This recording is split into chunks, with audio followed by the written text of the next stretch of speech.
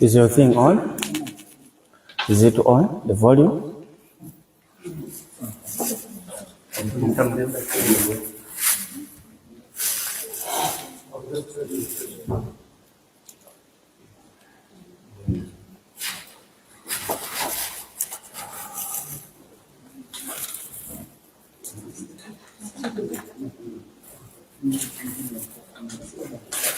This table is a bad table. This thing needs to be removed.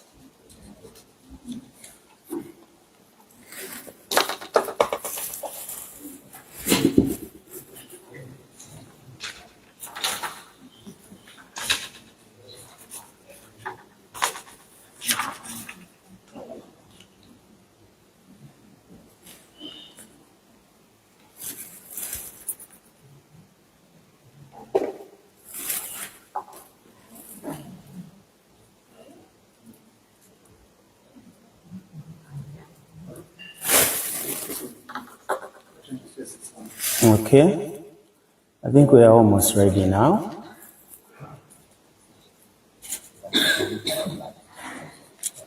We have been ready for the last 2 hours.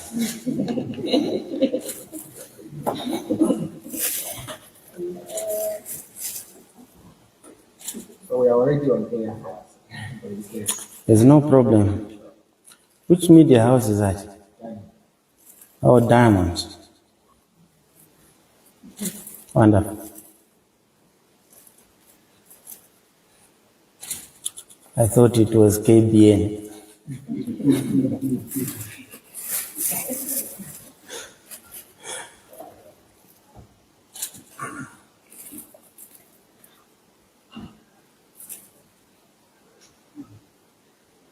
Okay. Hello. Okay.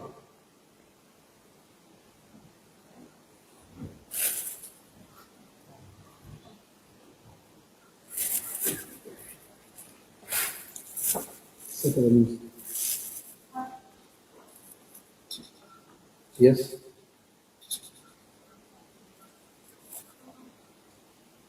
Okay, how is that?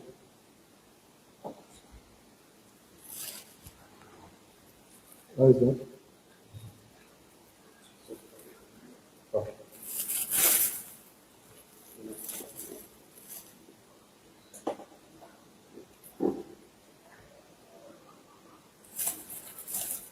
Yes.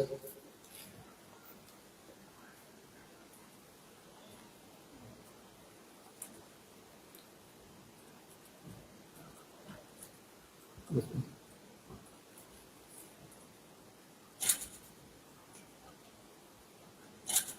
Standing by.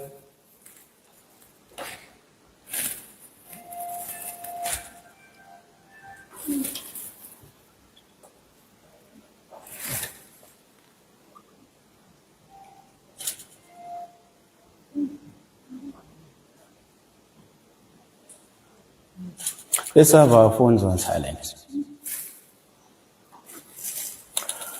Thank you very much. Good morning, countrymen and women and the youth of our country, and you are joining us from the Ministry of Information and Media, where today, the 3rd of July, 2025, Thursday, we would like to update the nation on a number of decisions and resolutions that the Cabinet made yesterday at its sitting, the 12th Cabinet meeting held on Wednesday, 2nd July 2025. We also take the occasion to ventilate on a few issues that the nation may be expectant of us to pronounce ourselves as government, which include a cause by some stakeholders for the resignation and or impeachment of President Hakainde Hichilema on an alleged or purported violation of the Constitution. We should also be able to comment on the alleged Bill 7 collapse and caused by some stakeholders such as the Law Association of Zambia to urge the executive or government to withdraw Bill 7 completely. And the nation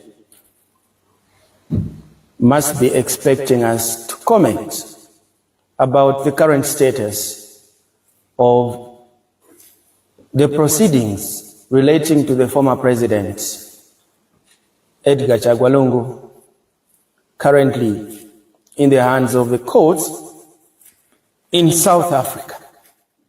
So we begin with the with the cabinet decisions. The President of the Republic of Zambia, Mr. Hakainde Hichilema, called for the 12th meeting in the year 2025 on Wednesday, 2nd July at State House to mainly deliberate on legislative and policy matters. Cabinet approved the following. 1. Deployment of security personnel to areas infiltrated with illegal mining activities.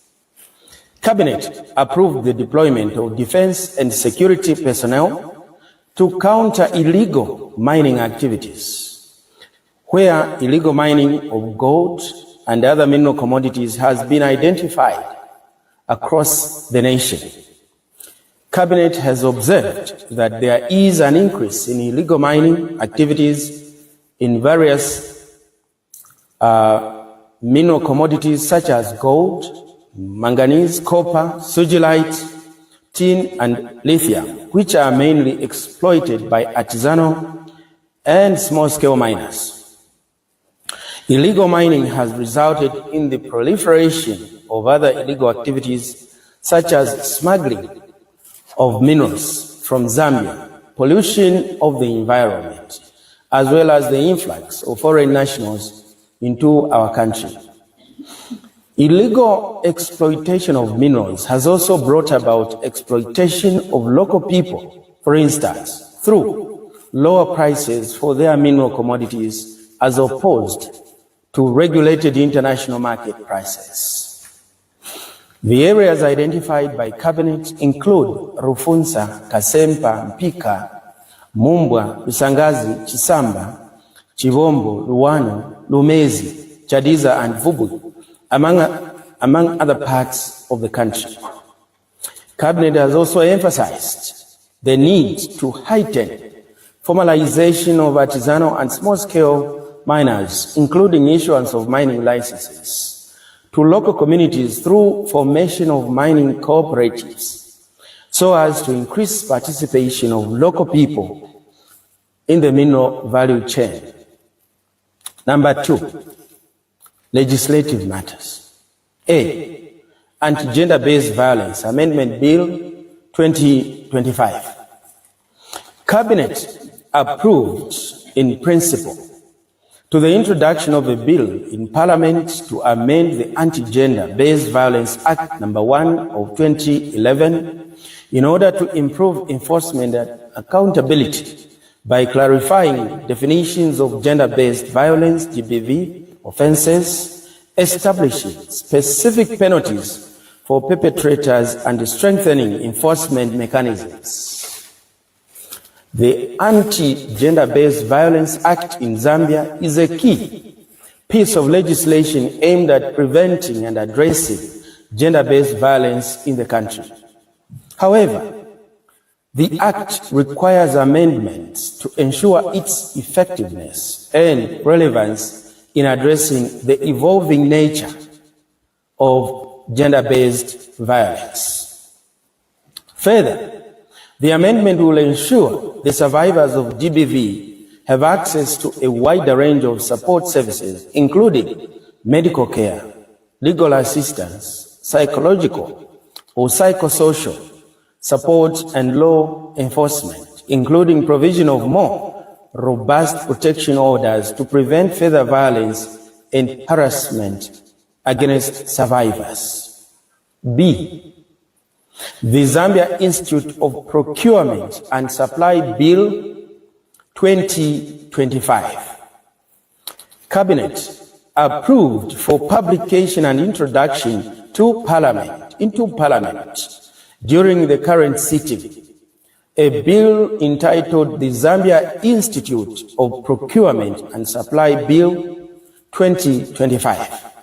The objects of the bill are to continue the existence of the Zambia Institute of Purchasing and Supply and rename it as the Zambia Institute of Procurement and Supply and redefine its functions, promote and enhance the procurement and supply profession, and provide for registration of procurement and supply professionals and procurement of supply firms, and regulate their practice and professional conduct.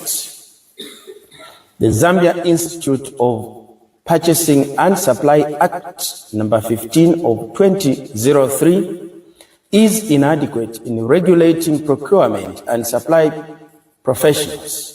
Therefore, there is need to repeal the existing law so as to promote and enhance the procurement and supply profession, and promote and enforce international best practices relating to procurement and supply professionals in the Republic. The nation will know that issues to do with procurement have been at the heart and core of the presidential agenda to transform quick service delivery to the nation based on three principles: cost reflectiveness, quality assurance, and timely delivery. These three pillars, it is expected, should be mirrored in the new law in order to enhance the quality of service that the government will be providing to its people, particularly with government coming up with the expanded CDF, wherein now there are concerns from various quarters about the inertia by the spending agencies, in this particular case, the local authorities, to expedite the utilization of those resources and in line with processes that should deliver services that reflect value for money. C. The Cotton Bill 2025. Another bill approved for publication and introduction into Parliament during the current sitting is the Cotton Bill 2025. The objects of this bill are to continue the existence of the Cotton Board of Zambia and redefine its functions, reconstitute the board of the Cotton Board of Zambia and provide for its functions, provide for the stages of grading and classification of seed cotton, establish a price consultative forum, and provide for the establishment of seed production zones in Zambia. Cabinet has observed that the Cotton Act number 21 of 2005 is inadequate in addressing the challenges faced by ginners and producers of cotton, which could severely impact the growth and sustainability of the cotton sector in the country. The bill, once enacted, will enhance the regulation of the production, ginning, and marketing of seed cotton by ginners and producers in the cotton sector, so as to address existing gaps and align with international best practice. And in approving this particular resolution, Cabinet, through the guidance of the President, is mindful of the soon-to-be commissioned Kabwe Mulungushi textile, and that the laws that are coming into force now should be cognizant of government's policy of value addition and giving preference to local manufacturing of goods that can be locally produced for domestic and local and international supply and or consumption. D, the Lands and Deeds Registry Bill 2025. Cabinet also approved the publication and introduction into Parliament during the current sitting, the Lands and Deeds Registry Amendment Bill 2025. The object of this bill is to grant the Chief Registrar the power to cancel a certificate of title. Cabinet has observed that currently the Lands and Deeds Registry Act, Cap 185, provides that registrar has the power to correct an error or omission in a register where the registrar, on application by a person, is satisfied that an entry was made or procured by fraud or mistake. However, the Act does not expressly provide for the cancellation of a certificate of title that is issued in error or fraudulently. Cabinet has also emphasized the need to provide security of tenure to property owners, increase revenue collection for the government, and contribute to socio-economic development. Cabinet is cognizant of the fact that land, particularly land held on title, is an economic factor that should be placed premium upon in consideration of economic activities in the nation, because it is used in transactions such as borrowing capital for investment. Cabinet also was and is cognizant of the fact that the present requirement that only the courts of law can cancel title deed is too long and sometimes takes too much time due to the court's clogged diaries, leaving parties to a dispute relating to land on title continue to wait while their asset remains unutilized for purposes of business and economic entrepreneurship. E, the Teaching Professional Bill 2025. Another bill approved by Cabinet for publication and introduction in Parliament during the current sitting is the Teaching Profession Bill 2025. The objects of this bill are to continue the existence of the Teaching Council of Zambia and redefine its functions, reconstitute the Board of Teaching Council of Zambia and redefine its functions, regulate teachers, their practice and professional conduct, and provide for the administration of licensure examinations. Currently, the Teaching Profession Act 2013 is not comprehensive in regulating the conduct and practice of the teaching profession, because the Act has two parallel disciplinary structures for teachers in the private and the public sector, which has made it difficult to enforce professionalism in the teaching profession. Therefore, the bill, once enacted, will introduce licensure examinations in order to enhance quality, assurances, and professionalism in the teaching profession, and to provide a single disciplinary structure for all teachers.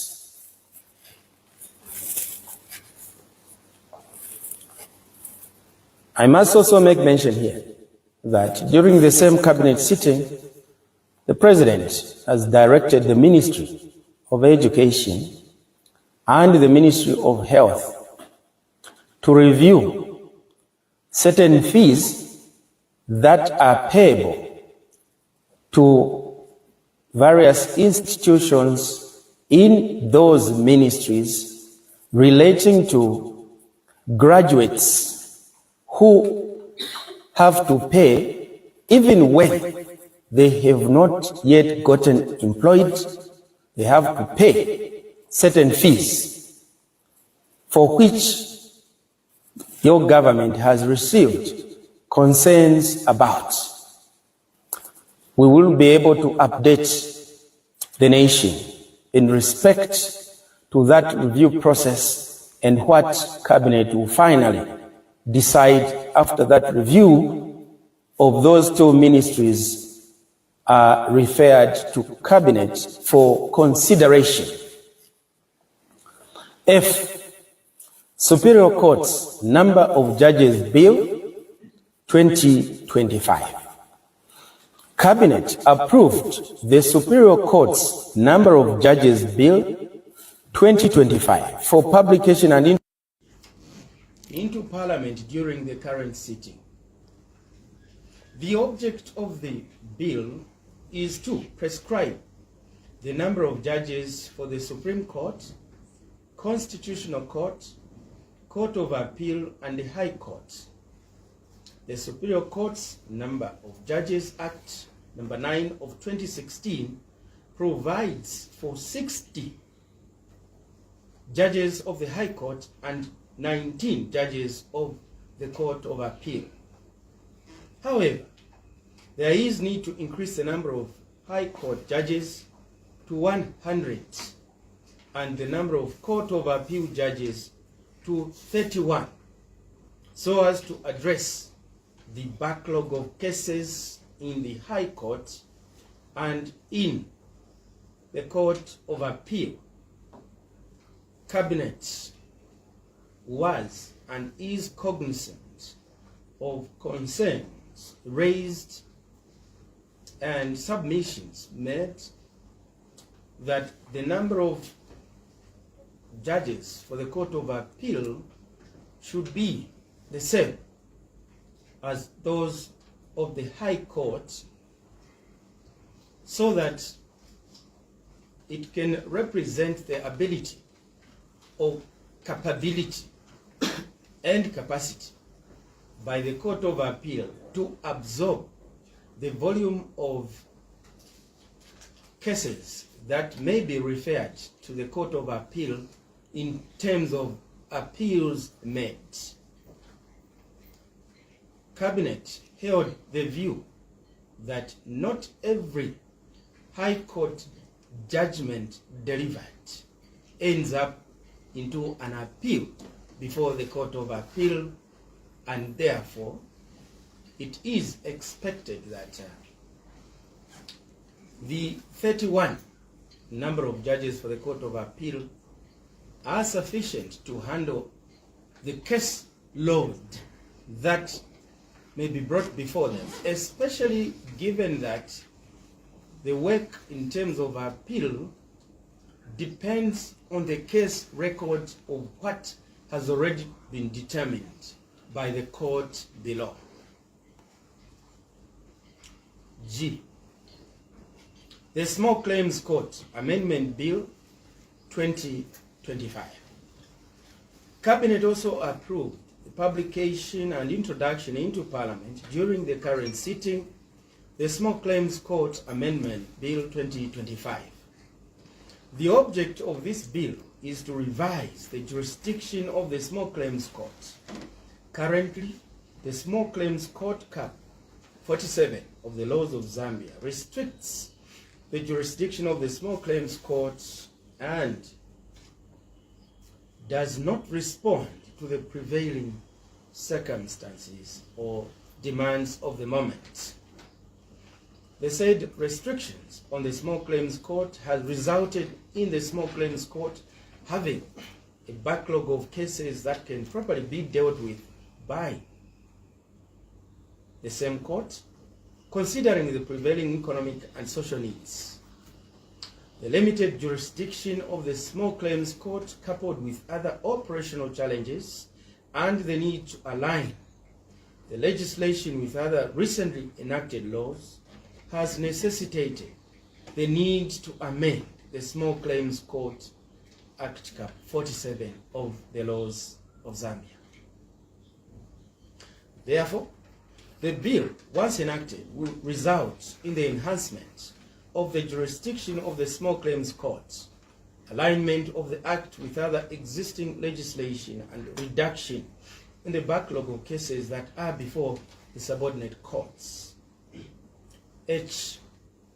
Occupational Health and Safety Bill 2025.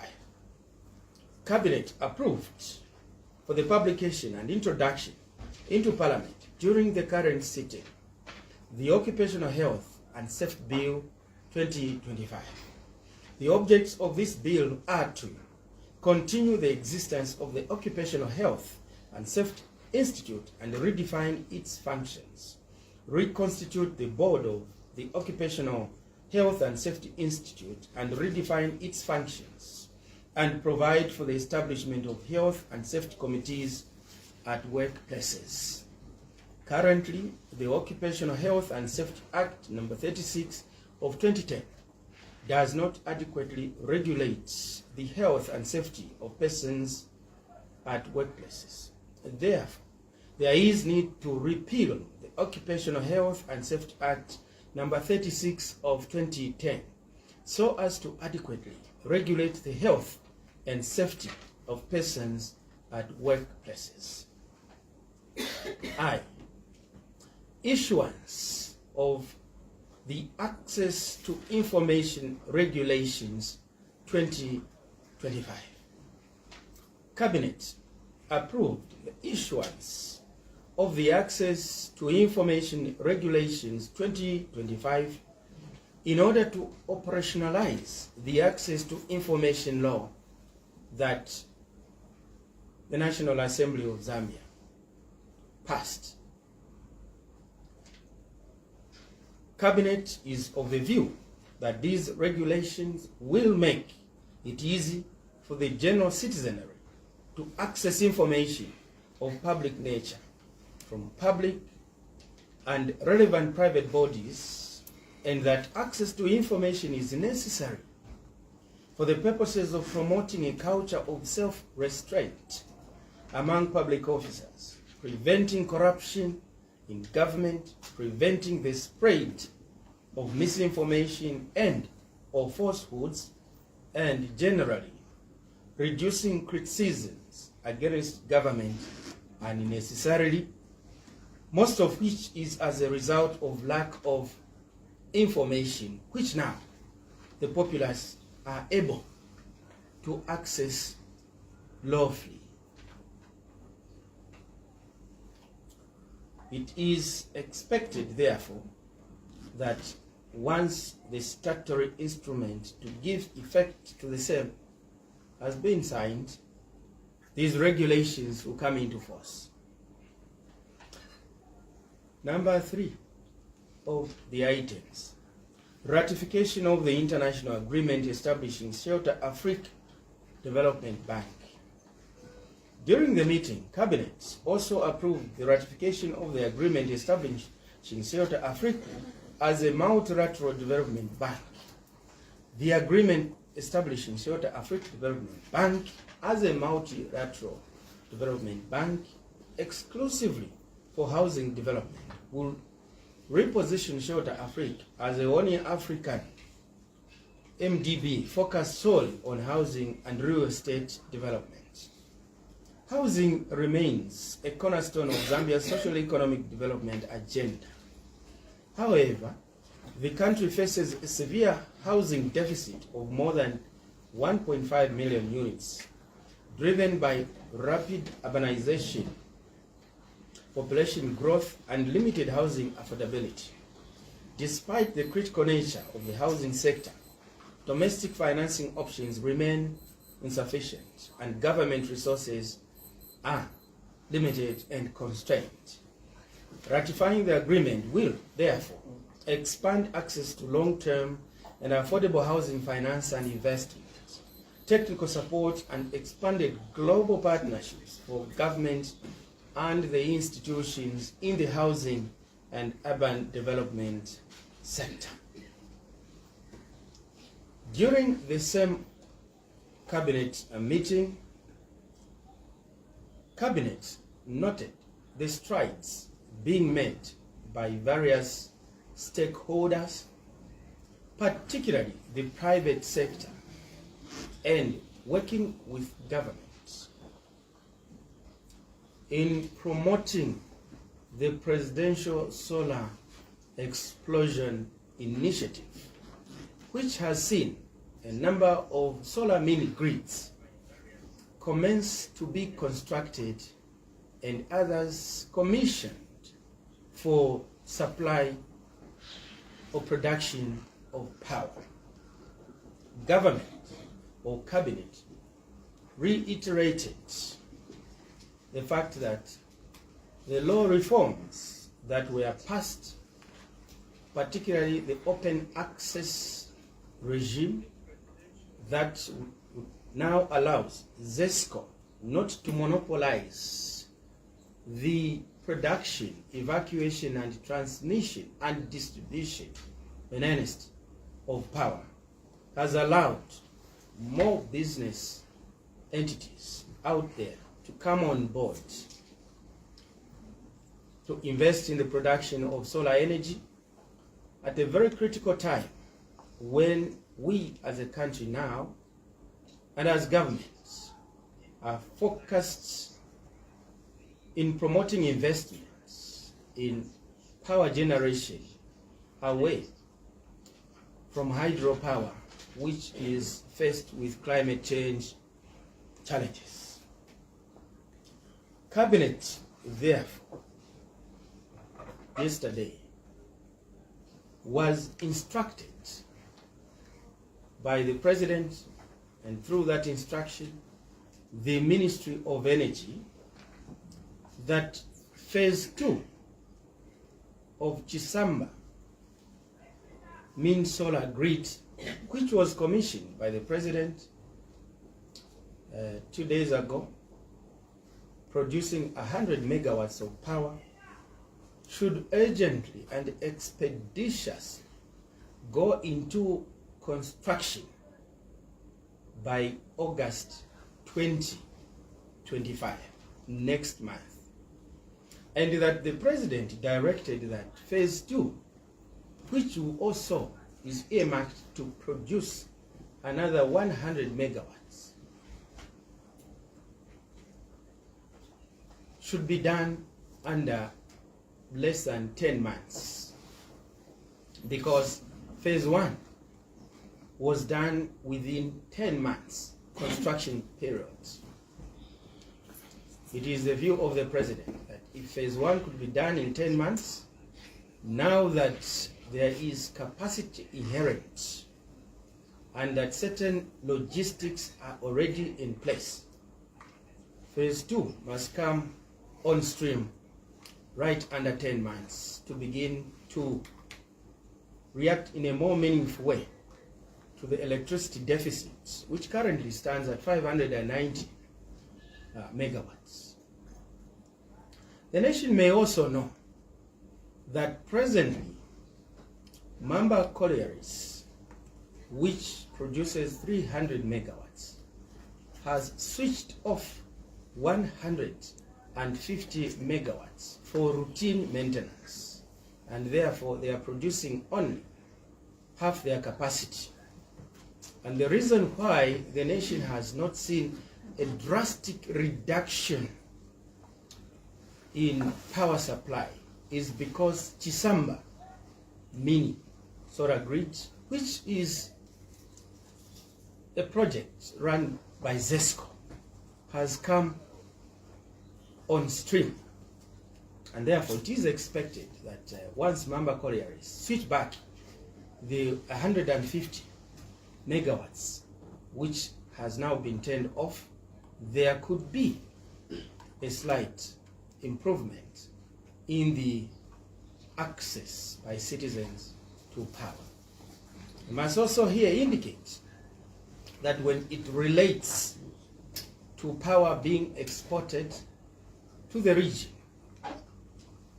the government through ZESCO has clawed back most of the power, leaving only a meager 190 megawatts being exported to the region through agreements contracted under the Southern Africa Power Pool, which contractually mandates all countries in the SADC region to export power to one another as a way of mitigating and responding to imminent climate change challenges.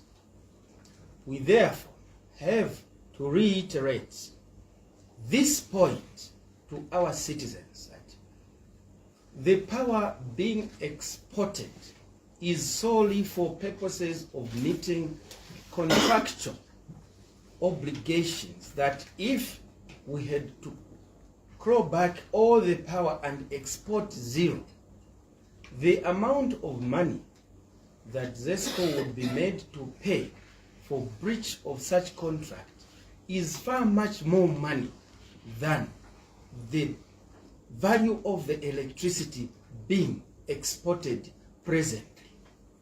Secondly, by maintenance of this agreement, by not breaching this agreement to export power, the country is importing power at a price less than the price we are exporting power. So it makes economic sense even. But this is something which is very important for our citizens to understand, because we do have out there a proliferation of political busybodies who have specialized in becoming commentators at almost everything, even including aspects for which they enjoy total innocence. They would want to lead the way to explain those issues. We've also seen a spiraling of propaganda around the issue of power. We have seen today one of the social media platforms, which is run by my friend, fugitive Manuel Man, which is saying that the Zimbabwe Power Corporation has said they will reduce load shedding from 2 to 3 hours only, and there will be power for 21 hours. The production of power, and further they have alleged that this is because of rising water levels in the Kariba Dam. We would like to indicate very categorically here that power generation by both ZESCO and Zimbabwe Power Corporation is run by the Zambezi Zambezi River Authority, which regulates the apportionment of the water to be utilized, and that such apportionment is equal.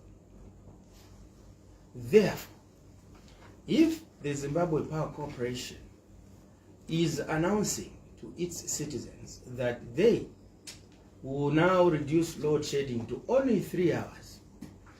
Clearly, it is not because they will produce more power from Kariba Dam. Maybe they are producing power elsewhere. The same way the president this morning has stated that in the next 3 years, Zambia will become power sufficient and energy sufficient and energy secure with or without rain. The same way Chisamba mini grid was brought on stream. It means that our power production as a country has gone up, but it will not affect the power production for Zimbabwe because this is in country and we are not sharing it with Zimbabwe. So if we are going to reduce load shedding hours, then no one should mislead citizens of Zimbabwe that Zambia has increased power production. Why are you in Zimbabwe being subjected to more hours of load shedding? We think that this kind of misinformation is treacherous in nature.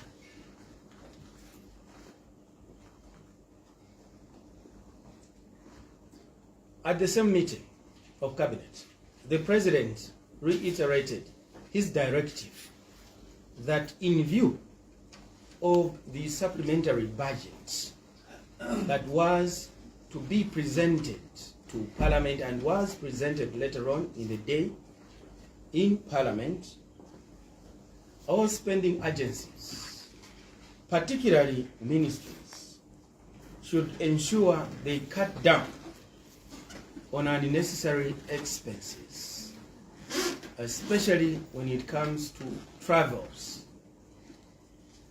Given technological advancements that sometimes you are able to hold conferencing using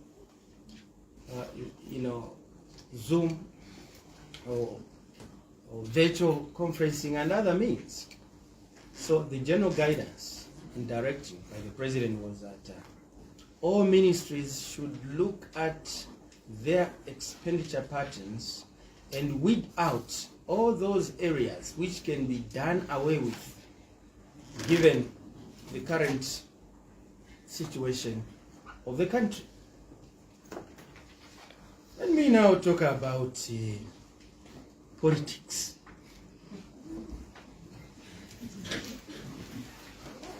Impeachment of the president.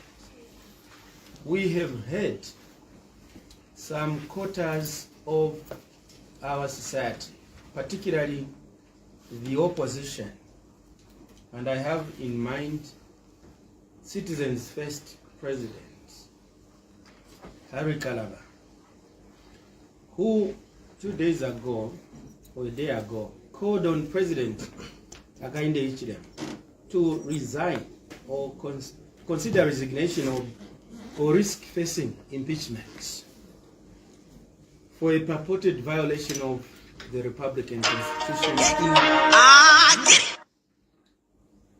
of the court's decision a few days ago, which sought to and did advise the government to consider wider and broader participation of citizens and stakeholders in coming up with a new act of parliament through Bill 7. We want the nation to know that those calls are veiled, misplaced, and of no material substance whatsoever. They are simply made to create political visibility because they are not practicable. As a matter of reality and fact, in terms of Article 108 of the Republican Constitution, for an impeachment motion to be entertained on the floor of the House, the mover of the motion must demonstrate that the head of state has violated the Constitution of the Republic of Zambia or a written law. This far, relating to Bill 7, there is no known article in the Constitution of the Republic of Zambia that anyone, not even the courts of law in their judgment, has pointed to that the President of the Republic of Zambia has violated.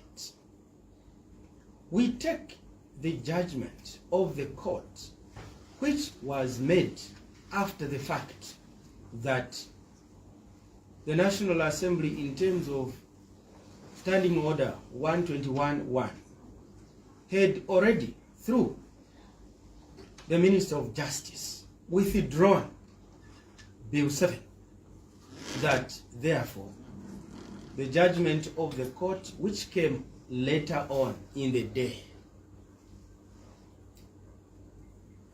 sought to address a matter which had already been addressed.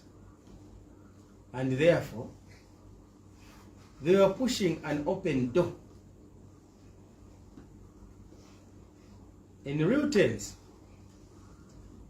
that judgment was merely guiding and not instructive in nature. And there is nowhere in that judgment where the courts have cited the executive for breaching any article. To an extent, one can begin to formulate and entertain an idea to impeach the president. So, the Constitution has not been violated, any written law has not been violated, and any written law include precedents or judgments that the courts have made for which the material facts in issue are on all fours, or they are the same or similar. There is nothing to that effect. And therefore, we take this cause for impeachment as a political stunt which is well calculated to drive away national attention from the gains that the New Dawn administration of President Hakainde Hichilema has made, particularly relating to inflation going down from May at 15.3% to June at 14.1%, more than 1 percentage point jump in terms of economic value. That is enormous. And major stakeholders such as the Economic Association of Zambia, JCTR, including international agencies, have looked at Zambia's performance favorably. And we know that this is hurting some political players who for quite some time now have been clinging on a chorus of high cost of living. The cost of living, as evidenced by the JCTR report, monthly in the last about 4 to 5 months, has been going down. The kwacha has improved from about 28 kwacha, where it was 29, now to about 24 kwacha. And this is no magic. These are some of the benefits of the steady application of progressive economic policies of President Hakainde Hichilema, his administration, particularly in the mining and agricultural sectors. the production of copper, which has seen an astronomical resurgence, has now reached heights which were last reached between 2006 to 2009, arising out of favorable policies of government of that time. The economic deterioration the country has witnessed in the last decade largely has to be informed by plummeting production levels of copper. Like we have stated before, we have given projections of expected copper production rising. And also, with this bumper harvest of this year, right straight from a drought into a bumper harvest, mealie meal prices have responded by going down. Fuel prices have also gone down, and they've been going down consistently for a while. There is no magic like some people are alleging. We are not running a fictitious economy. Fuel prices have gone down because of law reform. Again, the open access regime to Tazama pipeline. These are the benefits. And when these things were announced that Cabinet has resolved now that Tazama will have an open access regime in order to encourage competition in the bringing of more fuel, these same naysayers today who are saying this is magic, we are saying no, this is wrong. They want to retrench workers of Indeni and so on. But the benefit now are translating to the consumers of the product.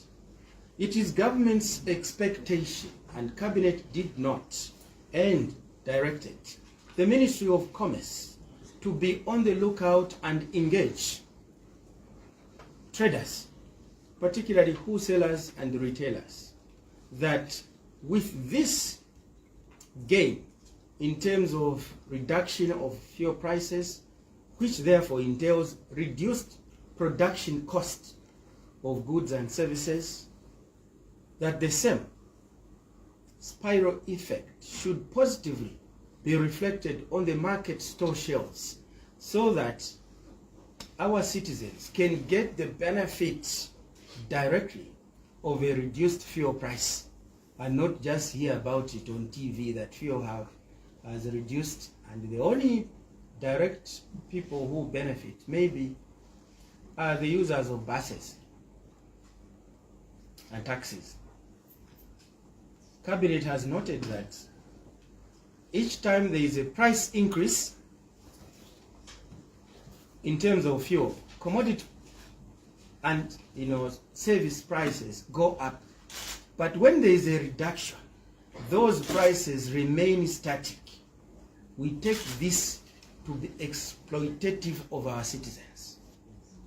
The business community must respond to the policies of government so that we all do come out with a win-win situation. Government only does what it does for the benefit of the ordinary citizens, to make goods and services affordable. We therefore want to urge citizens of our country that in the midst of these calls of impeachment, constitutional Bill 10 collapse, they should know that the opposition and their surrogates have run out of issues of substance to take this government to account on. We've heard calls by Law Association of Zambia that now, and others, that now that there's a deferment of Bill 7, the government should entirely withdraw Bill 7. The deferment, by its implication, does not entail total withdrawal. There is no justification whatsoever to call for a complete withdrawal of Bill number 7. This is very precedented. In fact, even in terms of the infamous bulletin, it was withdrawn somewhere in December. I think that was 6th December 2020. And it was reintroduced to the House in February 2021. That is what a deferment implies.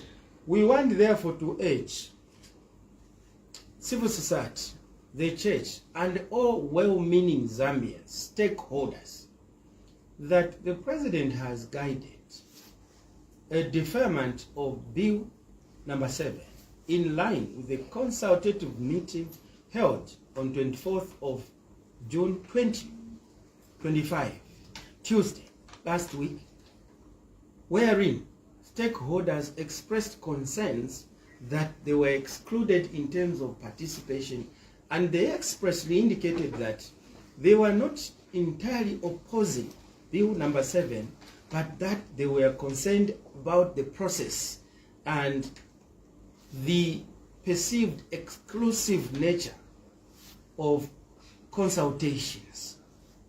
So, we are calling on stakeholders to utilize this window of opportunity to come on board. Stop holding press conferences to speak through the media. Come on board and speak from within, because you are the ones whom the president has now handed this process to.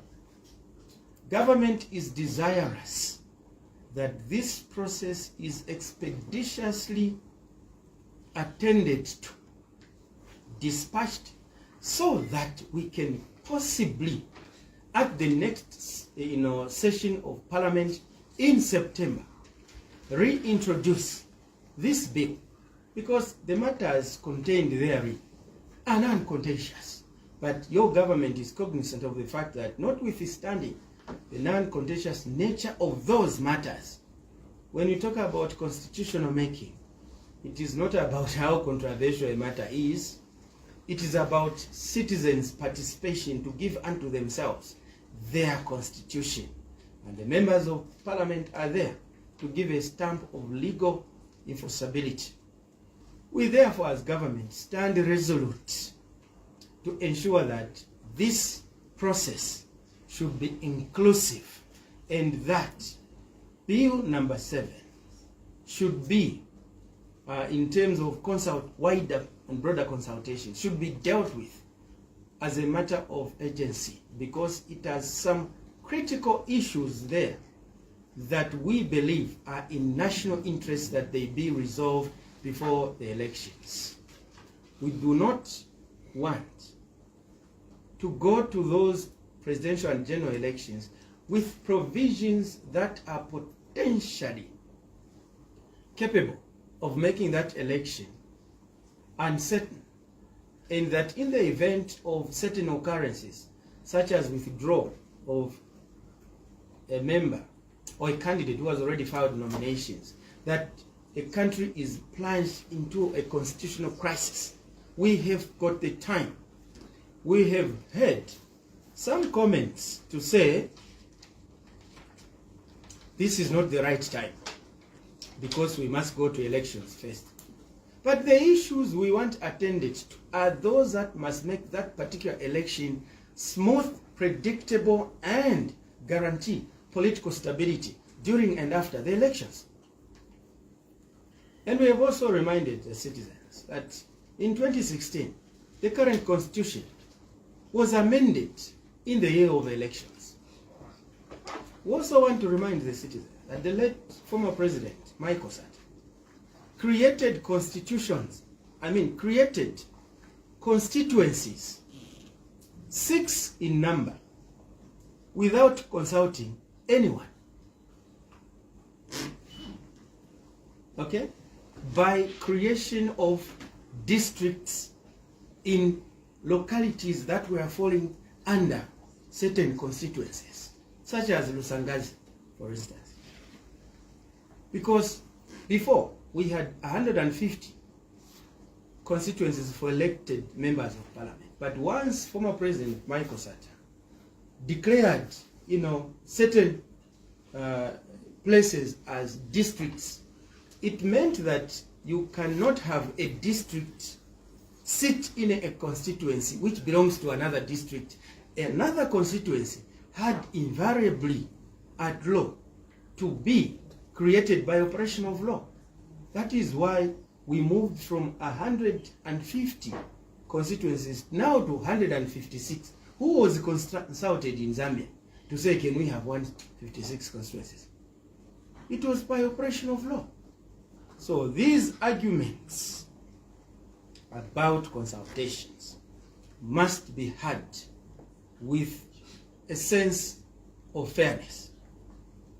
In 1991, President Kaunda announced that we are amending Article 4 to bring in reintroduction of multi-party democracy and also call the elections ahead of the date of elections, which was going to be about 2 years thereafter. Did we have this issue of who did you consult? We are not saying consultation is not necessary. But when you use that consultation in relation to periods, advent to the general election, that type of argument loses its sort because we have precedents. And especially now that the issues we seek that they be addressed by these amendments are so crucial to ensure that the next election should not be shrouded in the abyss of mystery. Take, for instance, a petition. 30 days, 14 days petition. Those issues have to be clarified. Is it including weekends or just working days, and treat petitioners to a drama like we saw in that last election's petition? Those are the issues that need to be dealt with ahead of the elections. We think this is in national interest. It is not in the interest of President HH or the ruling party, no. And all stakeholders have now seen that some of the things they were saying were going to be part of this constitution making amendment proposals, such as extending term limit, removing running mate, and so on. They are not there. So let's deal with the facts which are on the table and make progress. Lastly, and importantly so, we would like to address the nation and update them that the processes in South Africa, that is to say, the legal process to do with the court matter in South Africa and the legal process to do with alternative dispute resolution mechanism intended to resolve the current impasse ex curia relating to the expatriation and putting to rest former President Edgar Chagwa Lungu's remains are all ongoing presently. They are both in motion.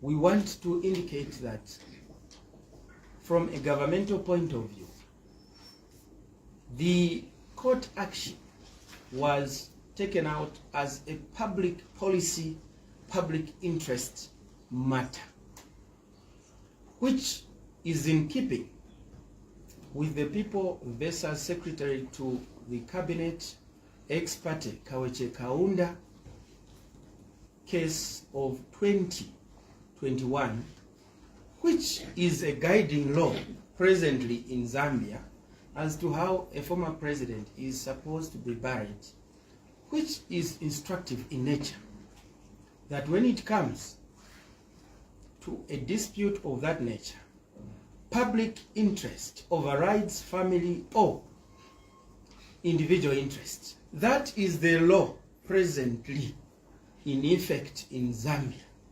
And it is pursuant to that law that the Attorney General instructed his lawyers, or their chamber's lawyers, in South Africa to commence legal proceedings. And for those who are talking about breach of the Constitution or any other law, if the President failed to uphold this judgment, which is law, that is one of the breaches one can cite for impeachment. So the President is on terra firma at law. He is on firm ground, and his government. In the commencement of that lawsuit, it was not malicious, it was not intended to blackmail the family, so that with this law or case in court, can we now sit and resolve out of court? That's not the intention. Government has always been desirous that this particular matter or impasse be resolved amicably as a Zambian family.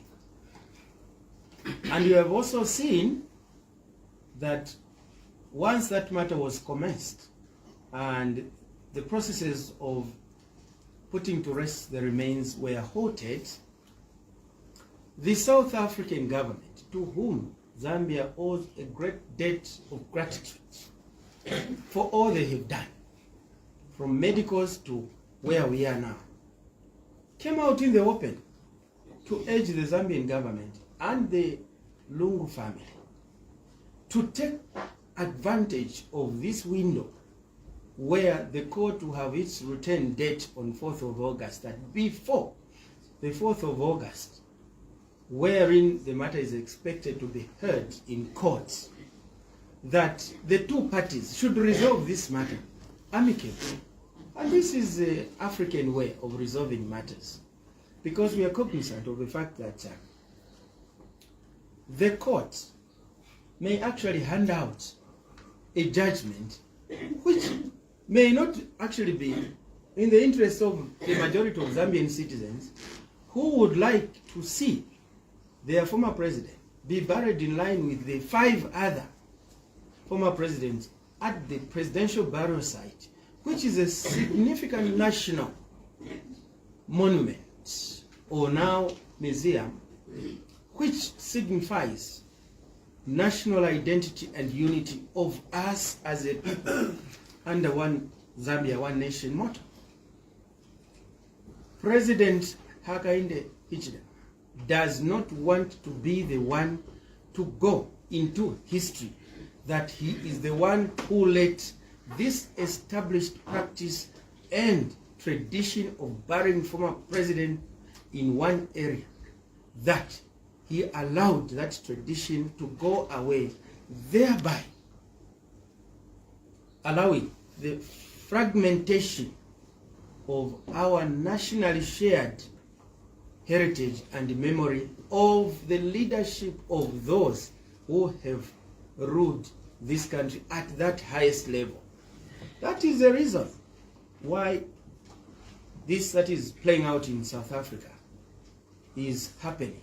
It has nothing to do with blackmail. It is just in keeping with our traditions.